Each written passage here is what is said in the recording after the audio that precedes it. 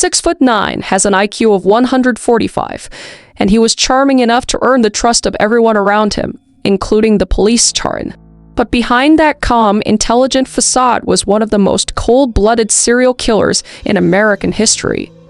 Edmund Kemper murdered 10 people, and the way he spoke about those crimes later will chill you to your core. So this is a story of one of the most intelligent, cunningest, and largest serial killers in history.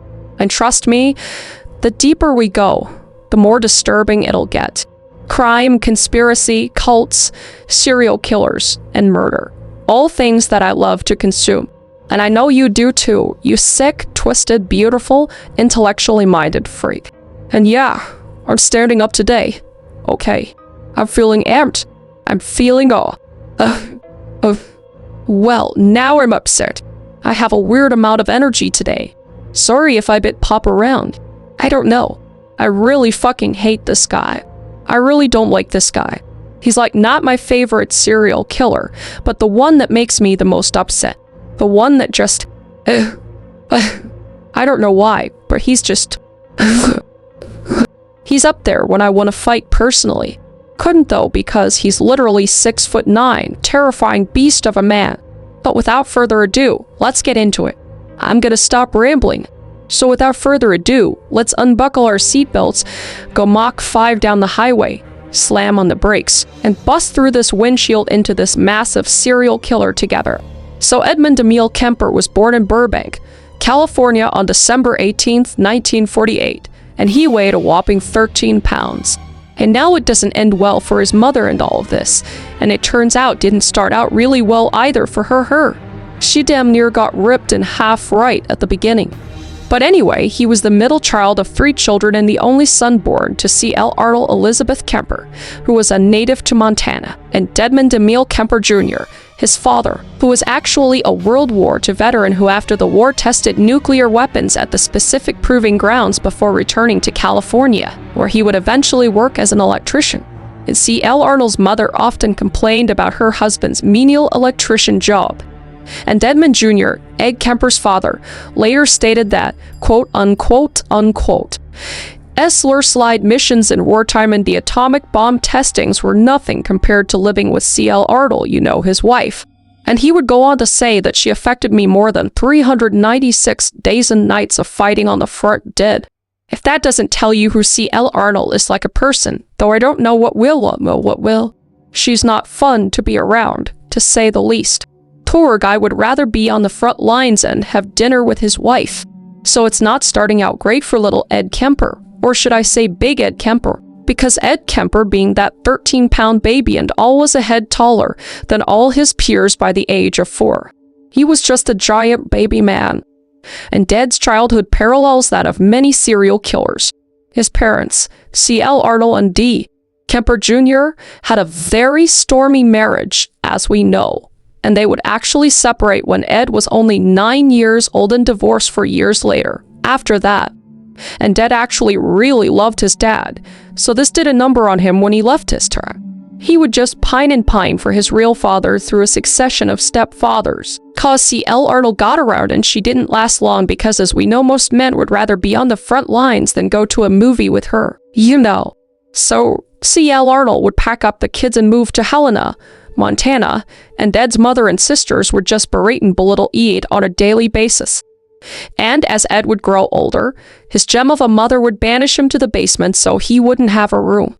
He would just have to literally live in the basement anytime he was in the house because she considered him sharing a room with his sisters unseemly, which, to be fair, was probably the right call. She's not Mother of the Year, but she made the right call there other. Steve and his mom fought this specifically because Ed reportedly loved to rip the heads off his sister Barbie dolls and also do obscene things with them. And he's like a young kid at this point. And since he was growing rapidly even when he was a preteen, which he was at this point, and C.L. Arnold constantly reminded him of this and made him feel bad about this. But this is what made him so scary to C.L. Arnold and his sisters, is that he's just this giant rage monster. And instead of his mom, getting him help, the help that he clearly needed, she just thought, let's just belittle and trap a rapidly growing giant violent monster in the basement. What could go wrong? Turns out a lie. But although C.L. Arnold seems kind of like the villain right now, which she partly is for sure, not so little Eddie was a very difficult child to say the least, because Ed reportedly could not sustain friendships and he basically thought that he was above all of his peers because he was very smart, but a little too smart, you know. A little narcissistic, which, you know, first ingredient in the serial killer pot of stew. And another little ingredient is that he also liked to torture and kill animals. Let's just put a few in there. That's, you know, serial killer 100-101. So while most kids were playing catch and playing patty cake, Big Ed was killing cats, specifically 2 of his family-owned cats. And one he had strangled and buried in the yard, and the other he had completely dismembered and then hid in his closet. And he would also place the head of the cat on an altar of sorts, and his mother would find it later on. So you know, the reasons for putting him in the basement kind of start to add up. But I mean, mental health and all that kind of stuff wasn't as prevalent as it is at this time. So can we blame C.L. Arnold? I mean, you know, nature, nurture. I don't know if I've been saying C.L. Arnold. It's C.L. Arnold. I apologize. And at this point in his life, he would entertain the dark fantasies he was having, which combined sex and violence from a very early age. And in interviews after Ed's eventual incarceration, Ed would recall his mother keeping him in the basement. He said that he believed that he must have been a constant prickly reminder to his mother. He said he hated her but often spoke as if he understood her motives and behavior. My mother and my sisters, or my sisters themselves, would go up to bed upstairs where I used to go to bed upstairs. I had to go down to the basement, and an 8-year-old child had a tough time differentiating the reason in that. Why am I going to the basement? I'm going to hell. They're going to heaven. And in different interviews, he described his fear and anger growing up along with things he envisioned doing. And he said that he killed the family cat, placing its head on an altar, and he felt empowered after persuasively lying about it to his family. And he would basically eventually hone this ability to present a public facade that people trusted, while his private world contained much darker ideas.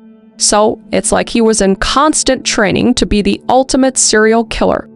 And by the time he was 10, he was already thinking about females in violent sexual terms. He was basically just developing a violent inner world of his own. He would say, quote unquote, "When I was in school, I was called a chronic daydreamer and I saw a counselor twice during junior high and high school, and that was very routine. They didn't ask me a lot of questions about myself, and that was probably the most violent fantasy time I was off into." And stories from his sisters involved disconcerting memories, to say the least. One of his sisters goaded him to kiss his teacher, and this teacher was one that Ed had a crush on. And Ed apparently said that if he did, he'd have to kill her, you know, as 12-year-olds do. And he would go on to stalk that teacher with the thoughts of killing her. But luckily, he wouldn't go through with it. And instead, that's when Kemper would slaughter his own pet cats, as we know, and stuff the remains in his closet, which his mother would find. So again, instead of getting him any sort of professional help, his mother would take him out of the basement and ship him off to Los Angeles to live with his father and his new stepmother, which Ed did kind of like because he missed his dad. He loved his dad, so he was actually kind of excited to live with his dad and to get away from his mom and sisters who constantly belittled him. But his dad and stepmom's reaction to him was not ideal. It was kind of the same as his mother's because the strangeness and Huygenses was threatening, and they quickly were just at their wits' end for something to do with him. So completely fed up, Kemper Jr., which is Ed's dad, shipped Ted off again to his grandparents. So Ed's just going through multiple family homes, just not being wanted by anyone. Like, way to stir the fucking stew. Way to heat the pot up, you know. Like what? Just not good. Not good for Ed. Ed's already having a lot of trouble at this point. I'm not giving him any sympathy cause he's a literal monster, but you know, the nurture is definitely a causation in this factor for sure. On top of the nature cause that's there. We know that. So Maud and Dedmond Kemper Sr., which are Ed's grandparents, a lot of Ed's at a 17-acre farm in North Fork, California. And Ed will be brought there during the Christmas holidays of 1963. And Ed he was not happy about being left at his grandparents' farm when the holidays ended. But he would begin school anyway, and seemed to actually make a lot of progress at this point. and his teachers at Sierra Joint Union High School in nearby Toll House, California found him actually just quiet and that he kept to himself. He wasn't really bothering anybody. He wasn't doing anything nefarious at this point that we know, you know. So he didn't really cause much trouble to anyone at this time, and he made average grades even though he probably could have easily made really good grades. He just didn't really care. And he drew really no bad attention to himself apart from his massive size. So time would go on and he would kind of be on the up, you know. But then things would get tense at home at his grandparents' home. But it was still bearable cause they would find Ed again odd and unsettling at times, as his mother and father did. But he would keep busy and out of the way with his dog and a .22 rifle given to him by Kemper Sr., his grandfather. Which is just, you know, yeah man, give a gun to an animal slaughtering giant psycho child. What could go wrong? What do I know though? I don't have kids. So anyway, Ed would go on to shoot rabbits and gophers, and he would also shoot birds even though his grandmother told him he cannot shoot birds. And by kind of letting his aggression out by, you know, quote unquote hunting, it would evidently contain his anger to this one outlet for a little while. And at the end of the school year, he would actually return to his mother and sisters in Helena to spend the summer. But within 2 weeks, he was back at Grandma and Grandpa's farm, cause his mom could not take it. She just really didn't like it. So when he returned back to his grandparents, being rejected again from his mother, his grandmother commented that he had completely regressed at this point. He seemed more sullen and dominant. And now he wasn't in school anymore, cause he was done and he didn't have a whole lot to do at this point either but hang out on the farm and continue his various hobbies of, you know, killing animals with his .22 rifle. And Ed personally found his grandparents to just be nags and bores. And his violent fantasies would return full tilt. And this time his fantasies would star Maud, his grandmother. For example, he would imagine Maud in the outhouse and he would shoot it full of holes in his imagination, you know, with the gun he was gifted by his grandfather. Great gift, by the way. That's sarcasm. And although those were fantasies, he would even go as far as to line her up while she was obviously unaware in his rifle sights, and he would think about what it would feel like to kill her. So as tension at the farm started to mount, his grandmother grew very nervous, which is totally fair. I mean, she's got this, you know, massive angry grandson who has a weapon. I can't even imagine. And he has nowhere else to go.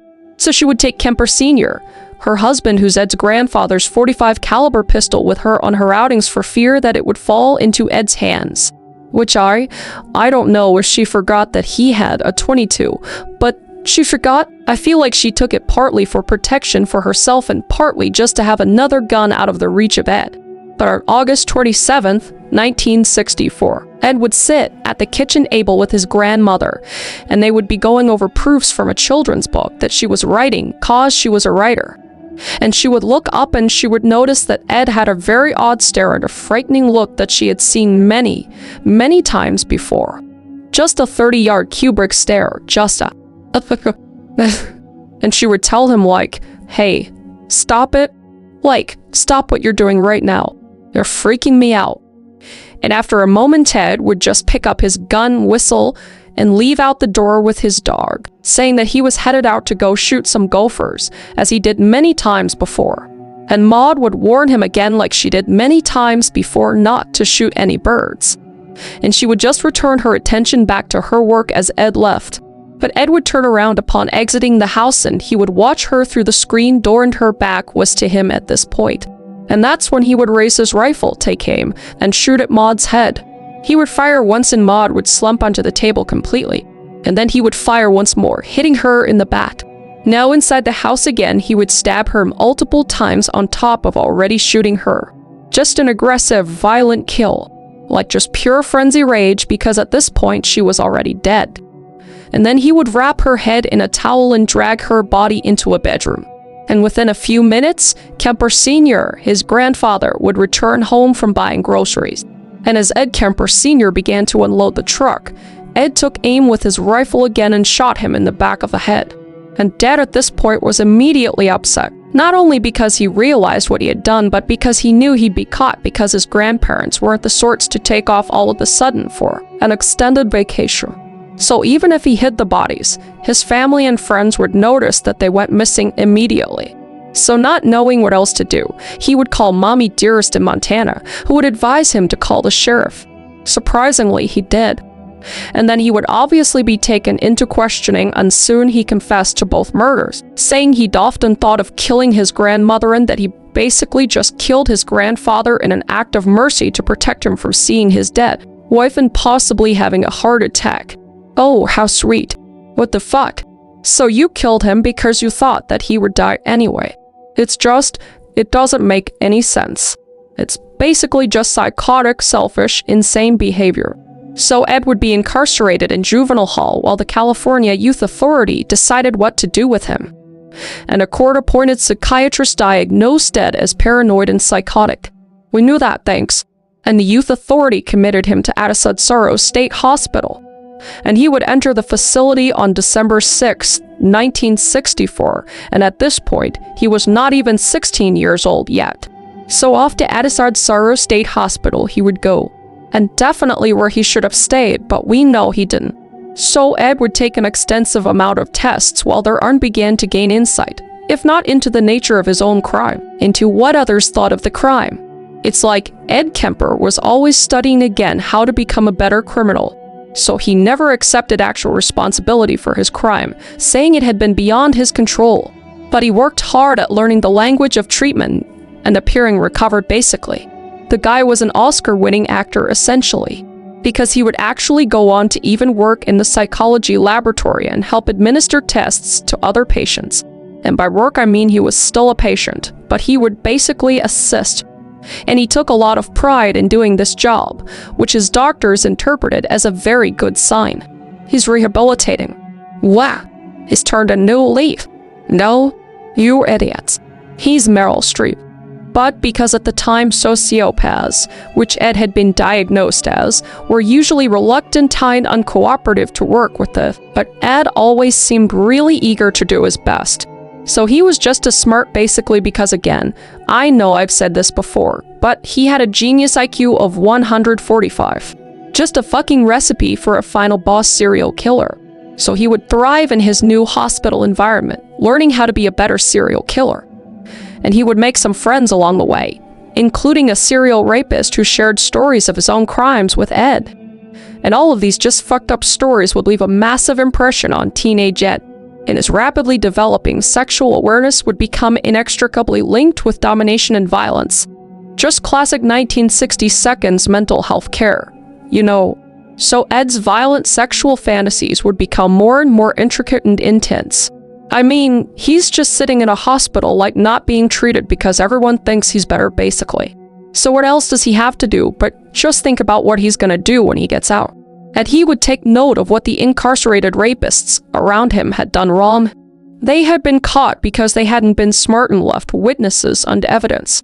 They would attack women that they knew, or they would attack into public a place. So over time he would just file this information in the corner of his mind, basement dungeon, only to go down there and get this information after he was let out. So obviously he was smart enough to know that he couldn't share these evolving violent fantasies with his doctors, so he didn't, and he would just continue to behave as a model inmate. And as the icing on the get-out-of-jail cake, he even claimed religious conversion and took to looking up biblical references that he had heard. So with this Oscar-winning bullshit performance, he would be released on December 18th, 1916 when he was 21. But Ed, being inside for most of his formidable years, was a bit of a shell shock when he walked out into the long-haired hippie culture that had emerged from the 60 seconds. And especially cause Ed just wasn't that kind of guy. He was kind of a fucking square with his short hair and serial killer glasses and neat mustache. He actually wished to be a law enforcement officer, but his hopes, fortunately, I think, would be dashed cause in addition to minimum height requirements. Both the local state police had maximum height limits, which is so weird to me. Like, wouldn't you want a giant hulking man on your force? I don't really understand that. But anyway, he didn't get on the force, which is for the best. So alas, Ed was a little bit too tall to be a cop. So to cater to his disappointment, he would buy a motorcycle, and with it he could at least feel like a cop. This guy always wanted to cosplay as a cop. But meanwhile, he actually did really well with his studies. And after 3 months, he was paroled for another 18 months. And his doctors at Adasad Sorrow had recommended strongly that he not be returned to his mother, who had actually relocated to Santa Cruz, California. But against their advice, the youth authority would send him straight to her. Bad idea. So Ed would go home to his ever-loving mother, C.L. Arnold, who at this point was twice divorced now. Just a charmer. And at this point in her life, she had held the position as an administrative assistant on the University of California at Santa Cruz campus. C.L. Arnold, outside of her home, was actually very liked, and she allegedly enjoyed her life a lot now with her son away. But now he was back. So upon Ed's return home, the fights would wake up the neighbors daily, and she would still harass and belittle and just blame him for everything. And Ed would actually say later in an interview after he got caught, "My mother and I started right in on horrendous battles. Just horrible battles. Violent, vicious. I've never been in such vicious verbal battle with anyone. It would go to fist with a man, but this was my mother and I couldn't stand the thought of my mother and I doing these things. She insisted on it and just over stupid things. I remember one roof raiser was over whether I should have my teeth cleaned." So obviously not wanting to be home ever, Ed would seek solace at the jury room, which was a local bar frequented by off-duty police officers. And he was obviously still very fascinated by law enforcement and was incredibly smart and knew now how to converse with people very, very well. So he would naturally befriend the local police and he would be very well respected by them. And they even gave him a nickname, Big Ed. Very fitting. So Ed would continue to make friends with the local police. But since he couldn't be one of them and since he wanted to avoid his mother at all costs, he got a job. So Ed took various positions as a laborer and finally secured one at the divisions of highways, which enabled him to move out of his mother's home and into an apartment at Willamette A, which he shared with a friend. But still, he said later that his mother would still continue to berate and belittle him. "Guy can't catch a break." And little did she know how much she was poking the literal bear. So Ed's job would be good, but it would be somewhat short-lived because he actually wrecked his motorcycle twice. And since it wasn't his fault, he would actually receive $15,000, which is about $106,000 in today's money, in a settlement in a civil lawsuit that he filed against the other driver. So the Division of Highways gave him some time off to recuperate his broken left arm because of the second accident as well. And with the out-of-court settlement, he would buy a car, specifically a 1916 for Galaxy, that looked very much like an unmarked police vehicle. How so? The guy was, like I said, basically cosplaying as a cop for his own nefarious reasons. We will see. So he would go all in with his car and equipped it with a transmitter and a microphone and a large whip antenna. And he would begin to pick up hitchhikers. "Don't hitchhike. I will say it till I die." And his specific targets were petite, pretty female hitchhikers. And at this point, he wasn't killing anybody. He wasn't even hurting anybody. He was just wanting to see how they would react to him. He was literally studying them. So when he could finally do it, it would be perfect cause these are the patterns he did in the mental hospital. He figured out how to talk to people, how he'd be able to get away with a crime if he wanted to, how to trick the doctors, how to trick the police. He's just unfortunately incredibly smart. So he would learn to make these hitchhikers trust him fully, basically just using them as his test subjects. So he would deliver them safely to their destination. And privately he indulged in his violent fantasies, imagining what he would do to them. So now that he amassed all of this knowledge of acquiring a victim with zero consequences, he began to outfit his car for his future violent plans. So the antenna came off in the passenger or was rigged to keep it from being opened from the inside. Just my fucking worst nightmare. It just reminds me of Death Proof. That scene where she gets in the car, the first girl gets in the car and then she can't open. Oh my god, it's so fucking scary. Well, Pam, which way you going? Left or right? Right. Oh, that's too bad. So he would also pack plastic bags, knives, guns, and a blanket into his trunk. And then Ed would hit the road and start picking up girl after girl, picking each girl up as kind of an experiment, just waiting for the right girl and the right opportunity. Like, this guy was extremely patient. Ed was the definition of an organized serial killer. So more than a year of picking up girls and letting them go would pass by. But on May 7th, 1972, Ed's moment finally came. Marianne and Anita were students at Fresno State College, and they were hitchhiking to Stanford University after a couple of days at Berkeley. So Ed would roll up and offer them a ride. And after driving for an hour, he managed to reach a secluded wooded area near Alameda with which he was very familiar with because he worked at the highway department. And he would do all this without alerting his passengers at all, and just saying that he had to change directions because he went the wrong way. Just perfectly practiced and perfectly and unfortunately executed. So after driving them around for a bit, he actually took his gun out from under the seat and pulled off into a deserted area. When that gun was pulled out, I launched it out for it. I had it under my leg out of sight, parallel to my leg in the seat. And very quickly, he would stop and put Anita in the trunk of his car and turn his attention toward Marianne. He would quickly handcuff her and then lay her across the back seat face down. And that's when he would put a plastic bag over her head, and then he would attempt to strangle her with a length of terry cloth. But Marianne would bite a hole into the bag and the cloth would snap. So frustrated, Ed would pull out his knife and just stab her repeatedly. And eventually, after stabbing her multiple times, he would also slash her throat. And that's when he would go to the trunk and remove Anita. And that's when he would grab an even larger knife and he began to stab her as well. Just heartbreak. Just awful. Like fucking monster. I just killed a young woman. I slammed down the lid of the trunk. She isn't dead. She's dying. But after he was done, he would put the bodies into his trunk and he would drive around with the bodies in his car, just deciding what he should do next. And eventually he brought Marianne's body into his apartment where he would undress her and fully dissect her. And he would also behead Anita's body. And Marianne's body would be buried in the plastic bag he had used to suffocate her. But he would keep both of their heads for a while, eventually disposing of them in a ravine. And Marianne's would be found and identified in August, and neither Anita's head nor her body were ever found.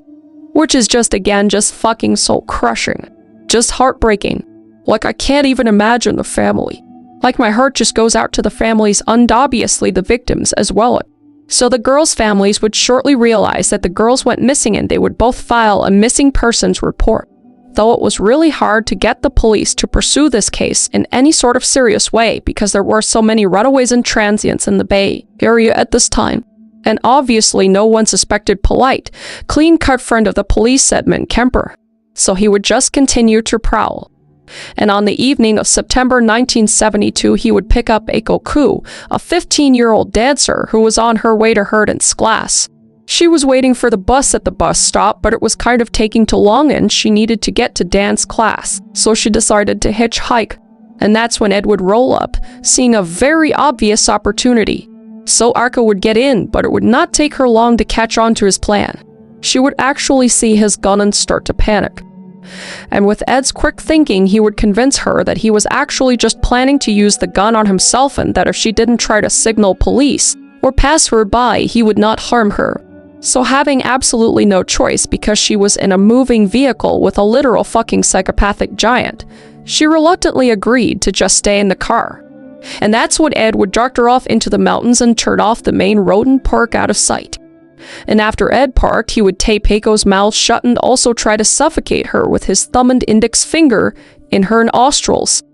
And she would fight with her life back, but she would unfortunately go unconscious only to wake up moments later again. And that's when Ed would begin to suffocate her again, and this time continuing until she completely stopped breathing. And that's when he would remove her from the car, lay her on the ground, and have his way with her body. And with her own scarf, he would also begin to strangle her. And when he was absolutely sure that she was dead, he put her body in the trunk and drove away from the scene like nothing happened. So again, he would drive around just trying to figure out what to do. And that's when he would stop at a local bar and he would just have a couple beers like literally nothing happened. But before he would actually go into the bar, he would pop the trunk in a public open parking lot to make sure that she was really deadened. In his words, to admire her. Just fucking disgusting. And he would recount this moment in a later interview saying, quote unquote, "I suppose I was standing there looking. I was doing one of those triumphant things too, admiring my work and admiring her beauty. And I might say admiring my catch like a fisherman. It makes my fucking stomach turn. But after leaving the bar, he actually went back to his mother's house. And later that night, similar to his other victim, he would bring Aiko's body into his apartment and place it on the bed, and he would dissect her, just as he did Mary and Andanita. And he would dispose of her head and hands in different locations from the rest of her body as well. And very little ever turned up. And her disappearance was not thought to be related to Mariana and Anita at all because there was very little investigation going on in the first place at this point. So for months would go by and other victims from other killers were found in the Bay Area, which like fucking leave the Bay Area. So bodies were popping up left and right and obviously police concerns were aroused. But Big Ed was under no suspicion of any of the killings, so he would just continue. So on January 8th, 1973, Ed would buy a .22 caliber automatic pistol, even though he was forbidden to use any firearms given his prior crimes. But he had no trouble with this purchase in spite of his record. But he did fear that eventually the police might catch on to the fact that he was in illegal possession of a handgun. But regardless, he would hit the road with his gun and his car and continue his hunt. So Ed went driving around Cabrillo College campus when he picked up 18-year-old student Cynthia Ann, who is Cindy Shaw, and he would doctor her into the hills near Watsonville where he would force her into the trunk and shot her with his new gun. And at this point, Ted had actually recently moved back in with his mother, so he brought her body to the duplex in Aptos and into his room there. So when C.L. Arnold left for work the next morning, Ed would have intercourse with Cindy's corpse and then he would go on to dissect her in the bathtub, taking great care afterward to wash away all traces of anything that he had done. And then he would remove the bullet from her skull and then bury the head in his mother's backyard. And he would even say that he actually buried the heads to be looking up to his mother's window, like her bedroom window, just for an extra fuck you basically, which is just beyond fucked up. And later he would throw all the body parts which he had in plastic bags off of this turn. And this time, however, the body was discovered within 24 hours. So Ed took notice to this, noting that he got a little bit sloppy. But this wouldn't worry him enough to stop what he was doing at this point. He basically just thought he was invincible. But he knew now that he had to be really, really careful. And within a month, he was ready to kill again. So now we're having a way quicker cool down period. So on the night of February 5th, 1973, Ed and his mommy had a massive fight and Ed would storm out of the apartment keyed up and ready to kill. But with heightened suspicion of a serial killer preying on hitchhikers, specifically in the Santa Cruz area, students have been advised to accept rides only from cars with university stickers on them. Which is just so dumb in hindsight because like if the serial killer watches the news and knows that he needs a sticker, he's just gonna go get a sticker. Like I just so dumb. Just take rides from people that you actually know really well, really well. So Kemper, not being a fucking idiot, was able to obtain a sticker as his mother worked at the UCs at a Cruz campus. So Ed would get his sticker and he would go to the campus to hunt. And unfortunately, 23-year-old Rosalind Heather Thorpe and 20-year-old Alice Helen Lee, you would be on the UX campus that fateful night. So he would pick up Rosalind first and engage in conversation with her.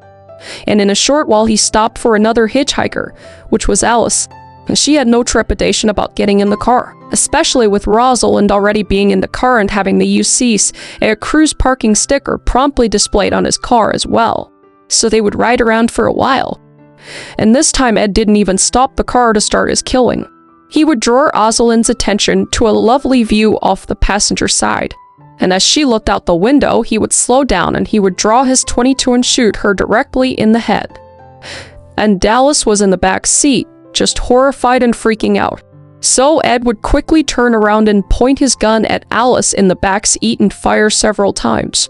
And unlike Rosalind, she didn't die immediately, so he would shoot her again point blank once he got out of town. And that would unfortunately kill. So after he killed both the girls, he would pull off into a cul-de-sac and quickly transfer the bodies into the trunk. And then he would go stop for gas and then he would go to his mother's duplex, which he quickly left again claiming he needed cigarettes. And once outside the apartment, he pulled the car to the street, opened the trunk, and beheaded both the bodies. And that following day, he brought Alice's body inside and would also have sex with it in his room. And he also brought in Rosalind's head so he could remove the bullet that had been lodged inside of it, as he had done before with Cindy's body. And then he would drive away to Santa Cruz to dispose of most of the body parts, then on to Pacifica to get rid of the heads and hands. So all during the C.L. Arnold, Ed's mother, never showed any suspicion of Ed committing these heinous crimes.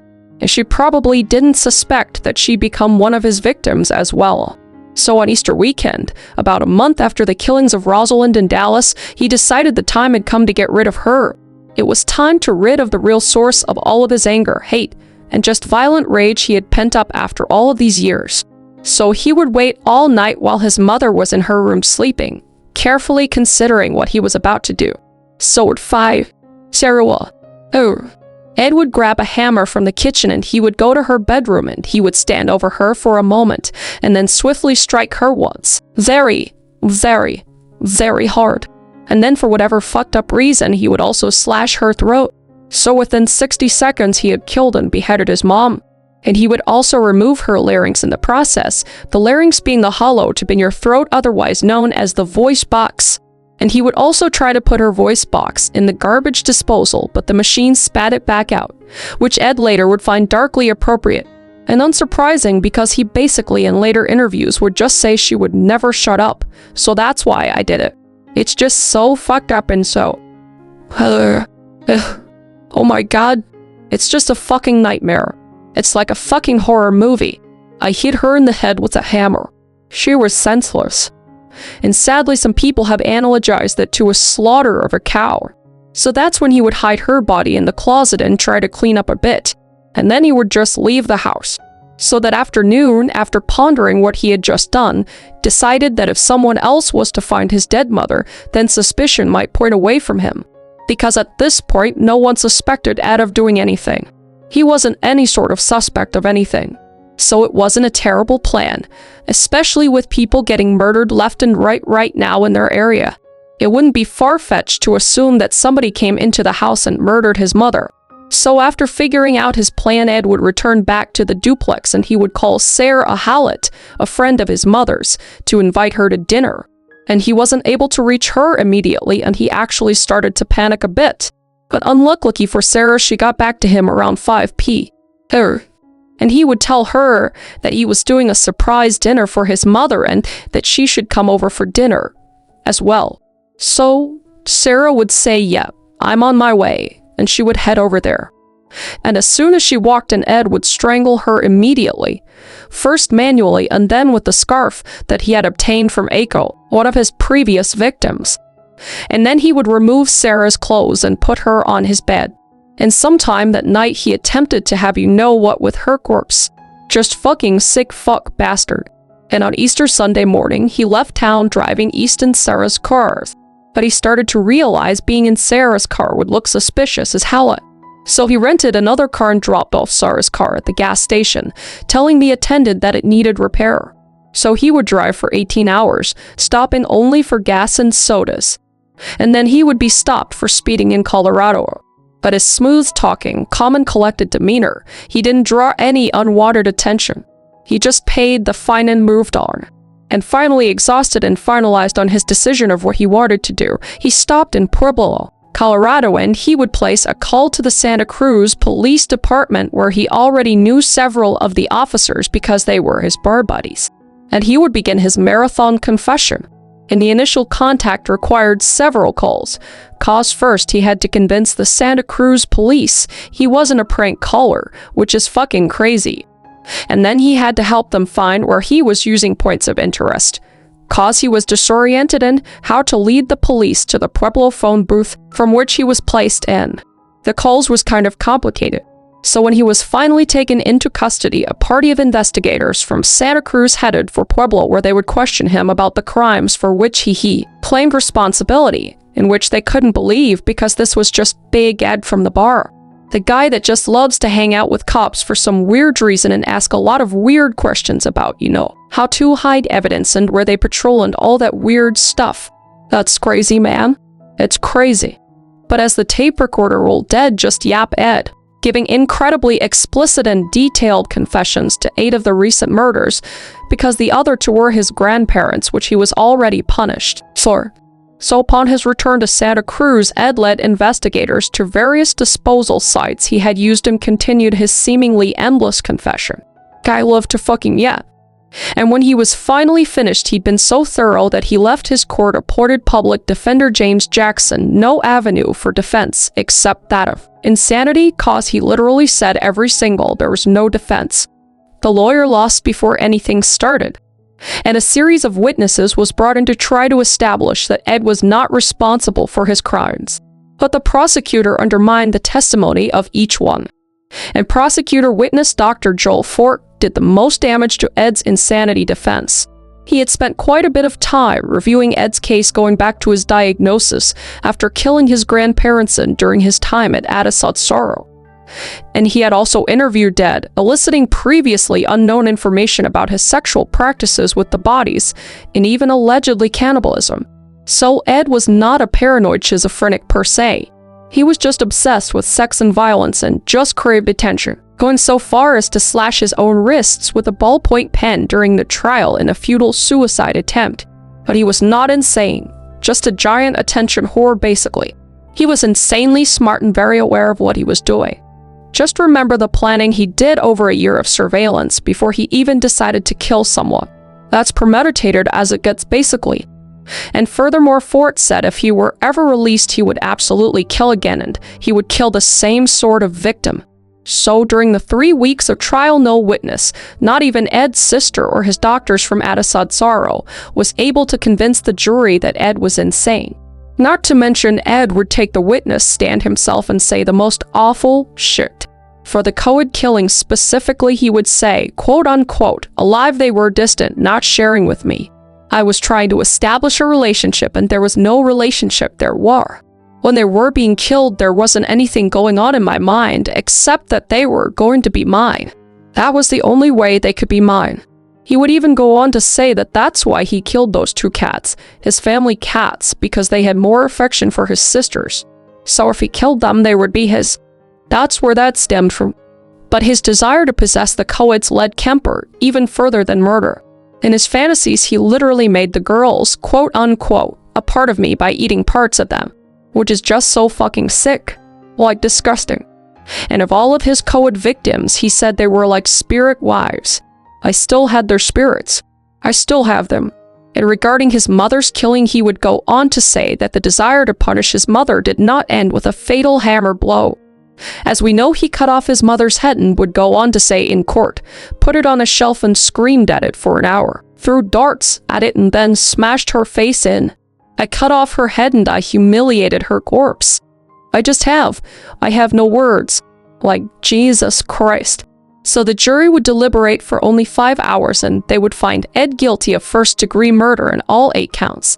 Thank God. But Ed would make a statement about the verdict saying, quote unquote, I really wasn't surprised when it came out that way. There was just no way they could find me insane. Society just isn't ready for that yet. 10 or 20 years from now they would have, but they're not going to take a chance. Nobody's ready for that ever. Hey, 10-20 years from now is right now. Fucking no. No. So after a short observation stint at Vacaville Medical Facility, he was sent to a maximum security prison at Folsom for the rest of his life. Thank God. And Ed Kemper remains behind bars to this day. Guy is still alive somehow. And Dad, being the attention-grabbing ass hat that he is, remains very eager to speak of his crimes to the public and basically anyone who will listen. He has done extensive interviews with Robert Tressler of the FBI, which were aimed at building the FBI's nascent serial killer profiling program.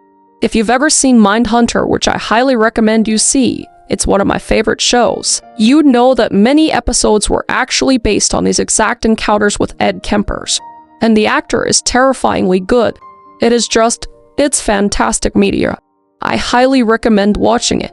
And in 1908, he participated along with notorious John Wayne Gacy in a satellite broadcast during which each killer described his crimes. And he has done quite a few other interviews as well at Word. one of which was extremely chilling. After the interviewer was done wrapping up the interview with Ed, Ed finished by saying this, quote, unquote, "You haven't asked the question I expected a reporter to ask." The reporter said, "What do you mean? Give me some examples."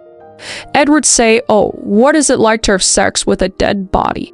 What does it feel like to sit on your living room couch and look over and see two decapitated girls' heads on the arm of the couch, J.E.? The first time it makes you sick to your stomach. What do you think now when you see a pretty girl walking down the street?" One side of me says, "Wow, what an attractive chick. I'd like to talk to her, date her." And the other side of me says, "I wonder how her head would look like on a stick." I literally just got full body chills. It's just fucking disgusting. Fucking monster. I hope you're fucking rotting in jail, you piece of shit waste of oxygen. And that quote was actually used in one of my actual favorite movies, which just makes me sick now, but it's American Psycho. And he actually, Patrick Bateman misquotes and says it was Ed Gein that says it were, but then that goes all in another thing that he was actually imagining all this stuff in the movie. And this is a lot of stuff to go into either way. Just all around piece of shit. Ed Kemper was just a monster. And I mean, they obviously used it in the movie American Psycho because he's supposed to be a monster too. And as always, he was very explicit and he seemed to have garnered quite a bit of psychological insight into the nature of his crimes. And in watching him, you see he almost thrives off getting reactions from the listeners or the interviewers. He always wants them to know that he has the upper hand in the conversation. And literally because he's a literal giant.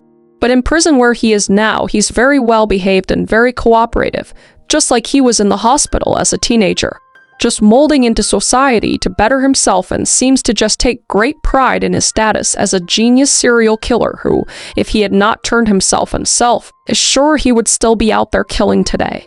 But Ed Kemper's story is more than just a record of brutality. It's a chilling example of what happens when a dangerous mind learns how to hide in plain sight. He was intelligent, calculating, and deeply, deeply disturbed. And while he seemed harmless to those around him, inside he was spiraling into something monstrous. And in the end, the only reason he stopped was because he chose to. Which I think is the scariest part of all of this time. But with that is the deep dive on Ed Kemper. Let me know what other deep dives you want me to do down below. And don't hitchhike. Thank you. I want you to be safe, baby girl. Thank you for being here. Thank you for listening to the episode. I love you. I appreciate you. And I will see your beautiful face in the next episode. Okay, be safe. Bye. The world is a dangerous place. Despite civilization becoming more advanced, more connected, and more evolved, evil people still walk among us. And sometimes those evil people target children. Over 840,000 children are reported missing every single year in the United States, and that number continues to rise, and the people responsible seem to vanish along with their victims. But the children disappearing without a trace, and they're taken off streets, snatched from public spaces, and in the most terrifying cases, stolen from the safety of their own homes. This is the story of Elizabeth Smart, crime, conspiracy, cults, serial killers, and murders. All things that I love to consume, and I know you do too, you sick, twisted, beautiful, intellectually minded freak. And just to make a note, I don't have my second camera right now. I'm trying something new, okay. Gotten more complaints than compliments on having a second camera. Some people think it's distracting. Let me know how you feel down below. We're just gonna have one camera today, okay? But to talk about the case, we are talking about the case of Elizabeth Smart. This case does involve a child, so if you need to skip this one, that is totally fine. But this is a very famous case, and for very good reason. So if you are sticking around, let's unbuckle our seatbelts, go off down the highway, slam on the brakes, and bust through the windshield into the infamous case of Elizabeth Smart together. The Smart family, by all appearances, was living the American dream. Ed Smart and his wife, Lois, had built a life together in Salt Lake City, Utah, nestled in the foothills of the Wasatch Mountains. And they lived in Federal Heights, a quiet, affluent neighborhood with sweeping views of the valley below. And their home was large and comfortable. It had to be because Ed and Lois had 6 children: Charles, Elizabeth, Edward Jr., Andrew, Mary Catherine, and William. And Dad worked as a mortgage broker and was, by all accounts, a very dedicated father.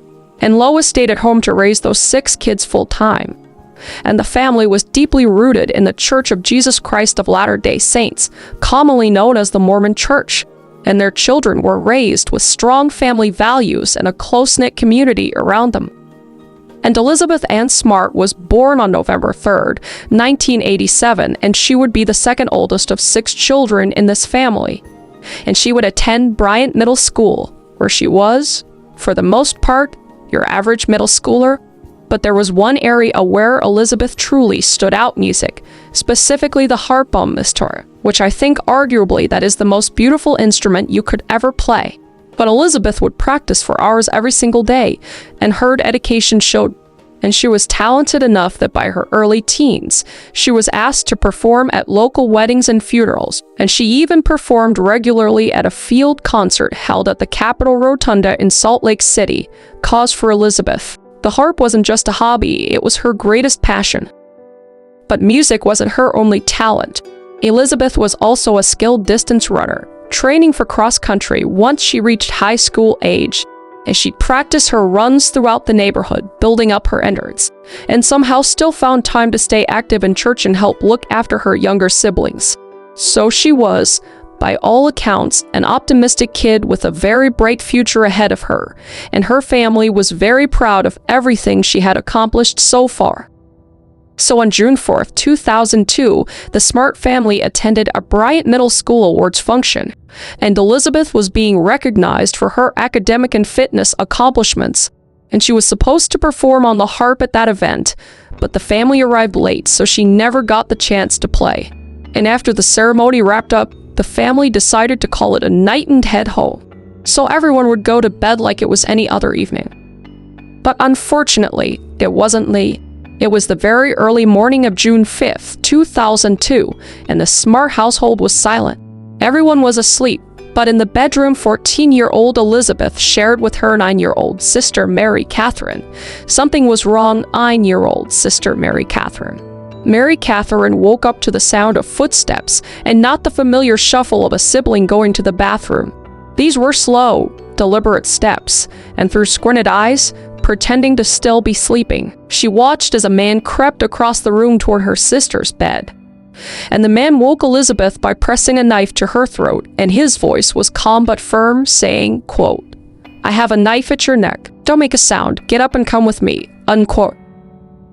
And Elizabeth, understanding the severity of the situation, immediately, quietly got up from her bed and began walking out of the room with the man. And as they moved towards the door, Elizabeth stubbed her toe on a chair and let out a small, "oh, oh, oh."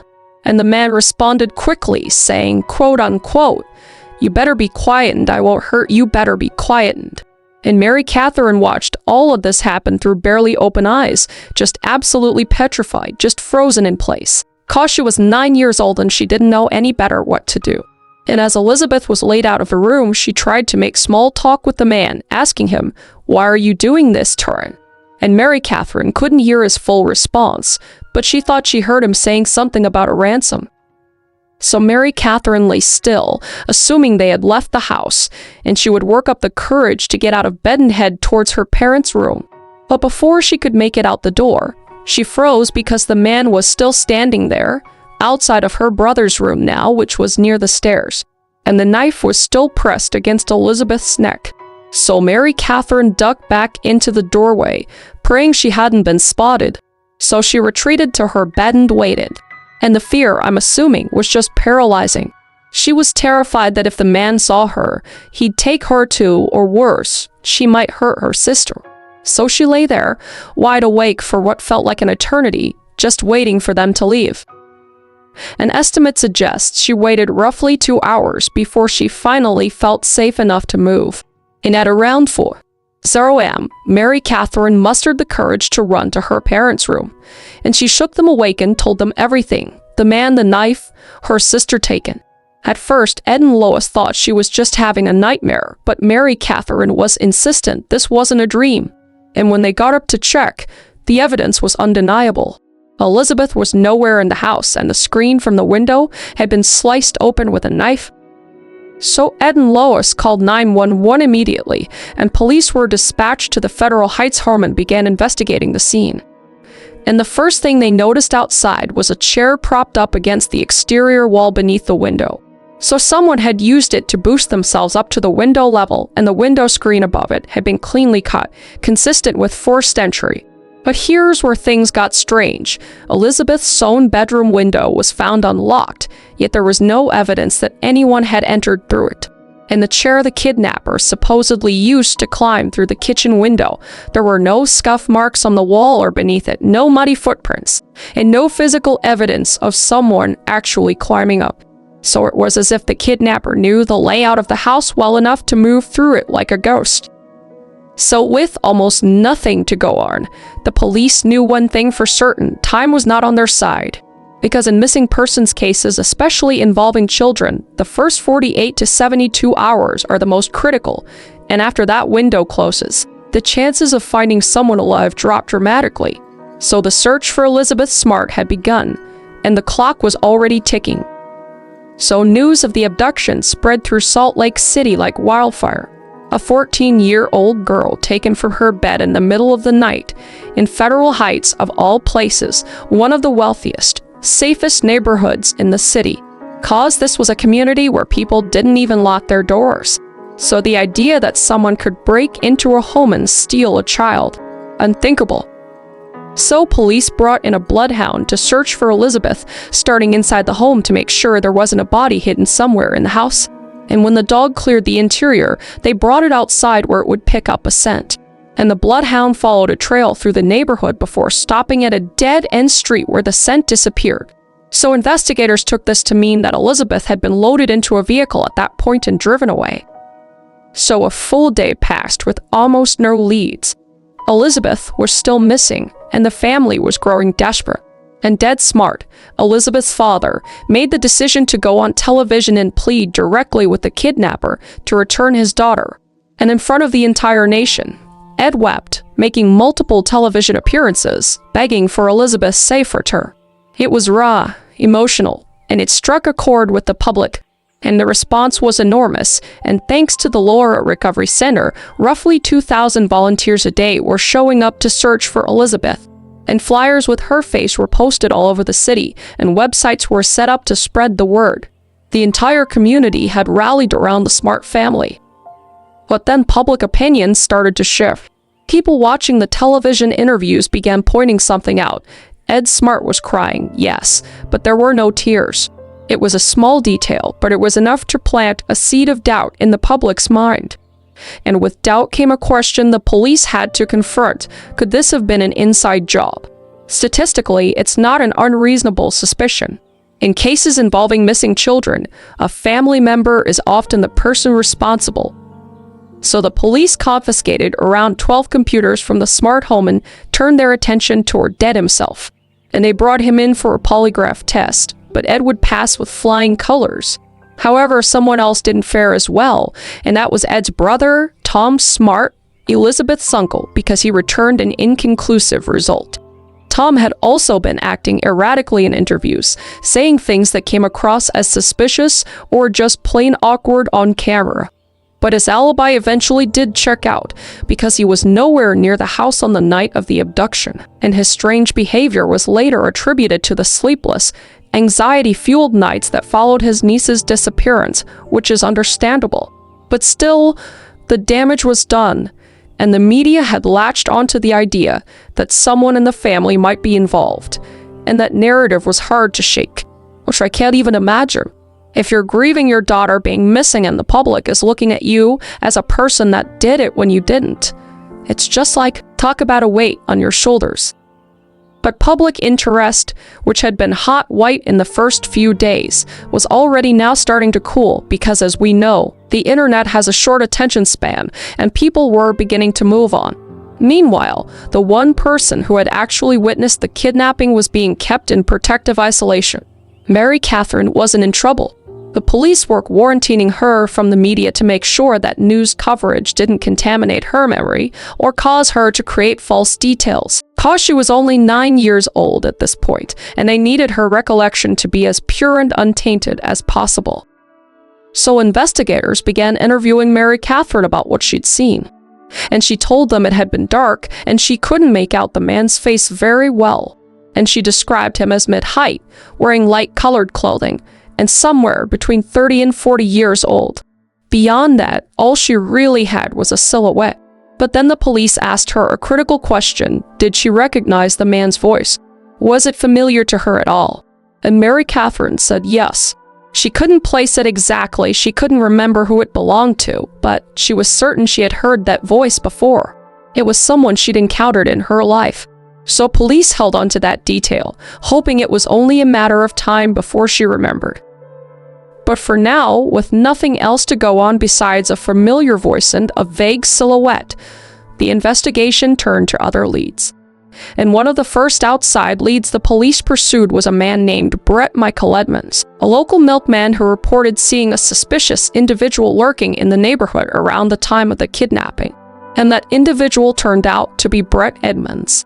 So a 2-week manhunt followed as police searched for this mystery man who had been spotted parked near the smart hole.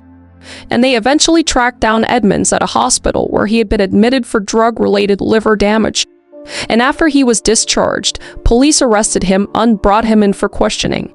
And Edmonds was completely cooperative and agreed to let them search his vehicle. And in the end, there was nothing connecting him at all to Elizabeth's disappearance, so investigators had to move on. And back at the Smart household, the family continued to brainstorm who could have taken their daughter. And then Ed Smart had a eureka moment. And the family had recently done renovations on their house, which meant contractors had been going in and out of their home for weeks. And one contractor in particular stood out, a man named Richard Reese. Now, Richard Reese was 48 years old and had a long, troubled history. And Ed had gotten into a disagreement with Reese over payment for work he had done on the house, and it had caused some friction between them. And more importantly, Resi had a serious criminal record: aggravated robbery, felony burglary, third-degree theft, and he'd been cycling in and out of prison for roughly 30 years. You never know who's working in your freaking home, like what the fuck? And with no stronger leads, police obtained a warrant to search Reese's home. And inside and outside shed on his property, they found items belonging to the Smart family, including jewelry that belonged to Lois Smart. And in total, Reese had stolen upwards of $3,500 worth of the Smarts' belongings. And that gave police more than enough justification to drag him in an interrogation room. And the questioning was aggressive and direct, and detectives didn't waste time. When was the last time you were in that house? In April, and Reese claimed it was back in April. And they pressed him on what he knew about the kidnapping, likely to see if he'd slip up and mention a detail that had not been released to the public yet. But weeks would go by with no confession, but Reese was publicly identified as the one suspect at this point.